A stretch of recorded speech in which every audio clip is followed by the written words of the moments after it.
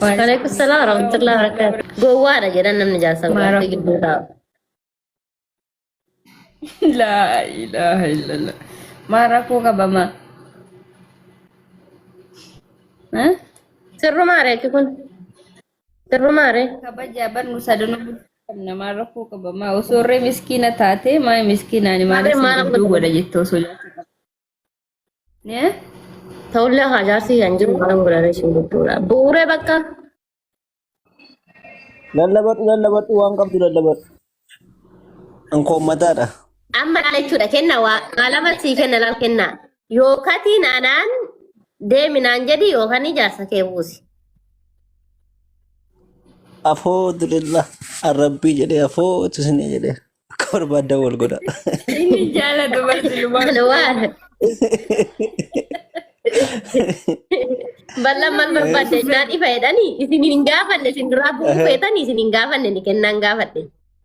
Isin maayikii qabadhaa dhiifame isa kabaru kabajamoo kee. Ani isinirraa bakka bu'aadhaami.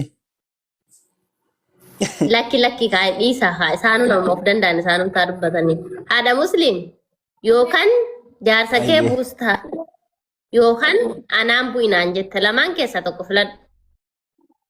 Inni dubbateera lakkee ana filannoo na filachiisin hin fedhan. Laa filadhu maal filanni osoo ana ta'e jechuudha ana buusuu si wayyamu jaarsa kee buusuu si wayya osoo naan jedhanii sin buusa malee jaarsa kiyyaan buusa bifteen. Anuma silaasin buusa anuu si kabajeetuma cal jedhe malee maaf jaarsa koo buusa. Ofiirumaa fi babaatti. Innummoo si kabajee. Innuu si kabajeen dura bu'ee dura. Akkasii inni durumayyuu tokkitiin jaalatu. Inni jaalatu durayyuu.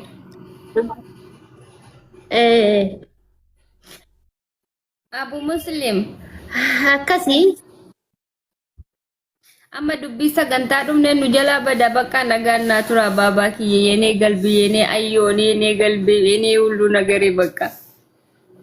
Fakkittuma yeroo lamara deebitetti ni jana jirin kaa jecha jijjiiri malee innaa lillahi. Isin sagantaa keessan itti fufadhaa isinan sagantaa keessan dhaggeeffadheen isinii barreessa. Nagaan turaasin. Jalataa barreessa. Isin biratti hafuuraan qabnu. Jalataa barreessa. Jalatee nyaanna waan galu osuma taa'een barreessa dhiise.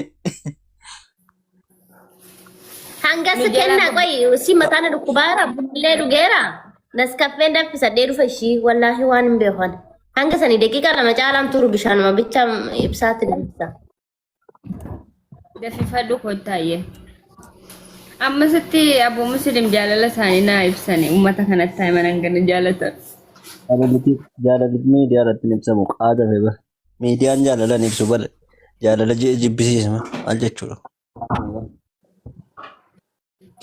La ilaha illallah.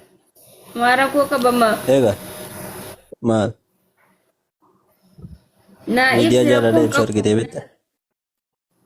Ani moo? Uummata kana fuulduratti tambarkaki haadha manaatti yaade. Maal inni nuti keessaa walii ibsinu nan qateen nan lafatti walii miidiyaa irratti finnee walii ibsinu.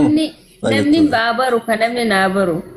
Namni naabaru hin jaalatu faa jedhu yeroo baay'ee si gada hinni mul'atu maaliif abbaa musliim kuni maal cal jedhaa maaltu uumame jedhu si gada hangaati baay'ee na jaalatu namni kun baay'ee hin beekan. Nama galchina Ana galchaadha. Ana immoo tattira qaban irraa fuutanii kaatanii bara. Yebboo. kanaaf amma naa ibsaayyee.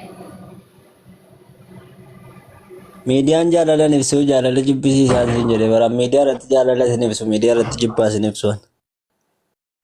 Ayyee bakka nagaan bula hayees ta'u. Ati miidiyaa irratti maa itti fuuta lafatti beekteenna?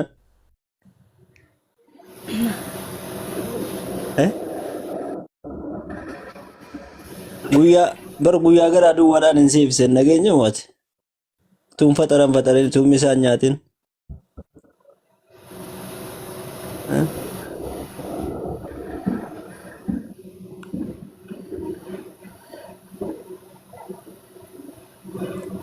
Dubbadhu ka?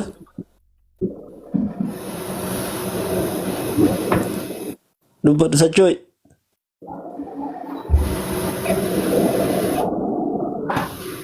Sheeka jinnii waamnu.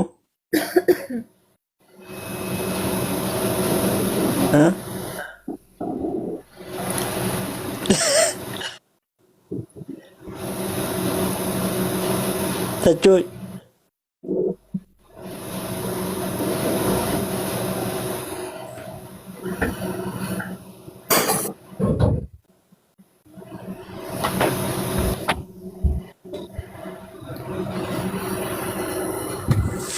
Akkasuma yaannu. Beena bakka.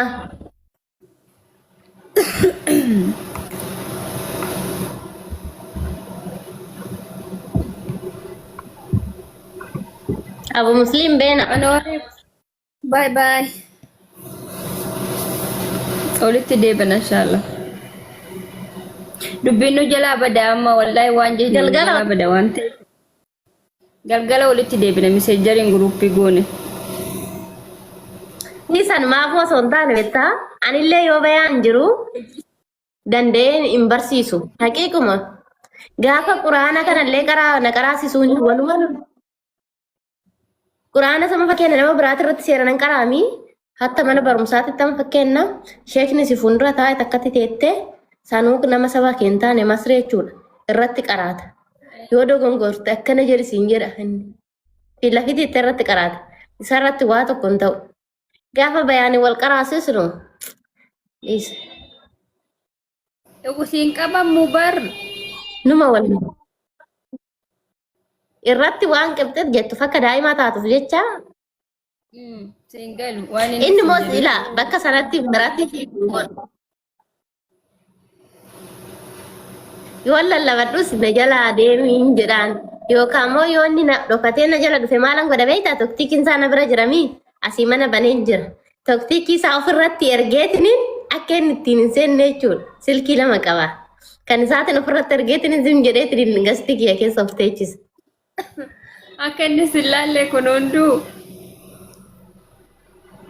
Wallaa namni gaafa gasti seene bayaan fe'anii dubbadhu jedhanii nani ni kolfaa. Miskiina wallahi. Dhuguma ol nama jalaadhaa wallahi. Anuu isan dubbachuudha jedheen harkaa bada. Mikinaatu qalbii nama fuudha. Beektaa namni nama jaalatu kun mukoodha. Wallahi. Masii fidaa masii noo jechaa jiru masii. Maalitti beeknaree masii ijoollee khayr inshallah. Namni gasti mataa ofii dhufa. Yoo fedhe namoonni gaafa wal argee bara. Am fakkeenyaan kennaan bantee arginaan an dhufe miire. Akkasi malee dirqamaan guutatanii nama fidan barobboleen. Gizee feete yaa dhufu. Keessan bilbilanii laayiin jira Qaba shaadaan qabadha filiis jetti takka jechuudha. Faantaa kabbada kan jettu tara galchaame obboleen. Faantaa kabbada shaadaan qabachuu fanii filiis jechaarti. Kali dazzara ta'u kan war megal ta'iyo fanta kabbade tukan.